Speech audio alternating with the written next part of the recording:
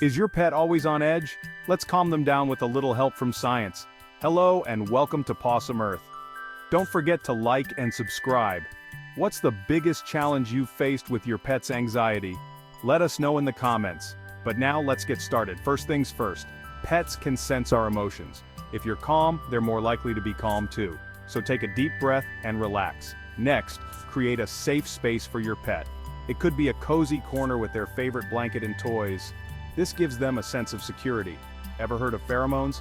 These are natural chemicals animals produce to communicate. You can buy synthetic pheromone sprays or diffusers that mimic these calming scents. Don't forget the power of touch. Gentle petting or a soothing massage can work wonders. It releases oxytocin, the love hormone, which helps reduce stress. Lastly, distraction is key. Engage your pet with interactive toys or games. It keeps their mind busy and away from anxiety triggers. Remember, every pet is unique.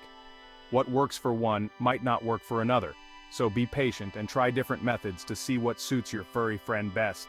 Your pet's well-being is worth it. Thank you so much for watching. Don't forget to like and subscribe.